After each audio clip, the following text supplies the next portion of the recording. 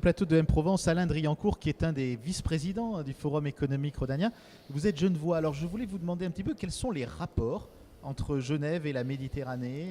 Est-ce qu'il y a un rôle particulier dans cette histoire courte, mais cette belle histoire du Forum économique rhodanien que porte la ville de Genève, qui en a accueilli deux? Effectivement, donc le forum a été créé donc, il y a 16 ans exactement, et c'est venu sur le fil du Rhône, puisque l'origine c'est quand même le Valais où le Rhône prend sa naissance. Et le Rhône vient jusqu'à Marseille. Il était normal d'avoir une association, si vous voulez, qui s'occupe des problèmes économiques et relationnels sur les deux frontières et qui permettent de développer et d'apporter, je dirais, un œil nouveau, autre qu'officiel, sur les besoins de cette population qui aujourd'hui représente, comme on l'a dit, 20 millions d'habitants. Vous avez traité beaucoup de thèmes sur ces 16 années, ces 15 années de forum. Aujourd'hui, qu'est-ce qui vous paraît le plus important dans la double culture, on va dire, de la France et de la Suisse sur ce traitement de l'axe rhodanien?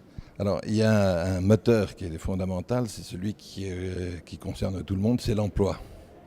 Alors sur l'emploi, il faut qu'une économie puisse fonctionner, avoir un support étatique qui permette aux économies de se développer et de faciliter les échanges sur les deux côtés de la frontière. Comment peut-on définir Genève aujourd'hui? C'est une ville internationale, c'est une ville dont on sait qu'elle a accueilli de nombreuses grandes conférences, mais c'est aussi un poumon important de l'économie en Europe.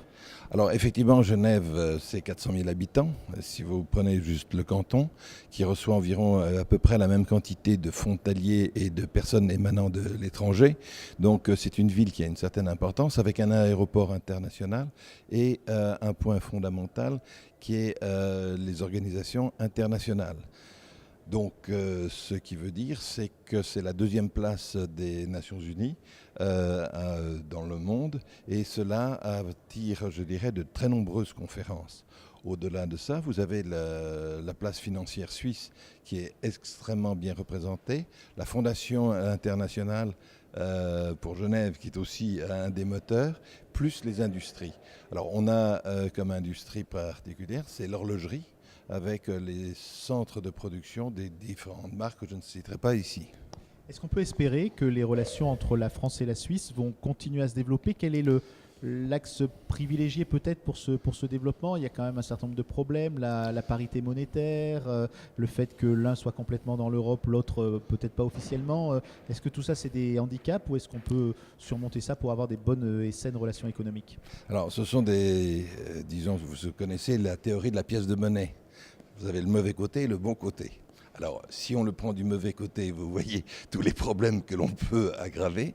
Par contre, si vous regardez, il y a de la place, et la Suisse et la France ont, je dirais, des axes de développement tout à fait particuliers.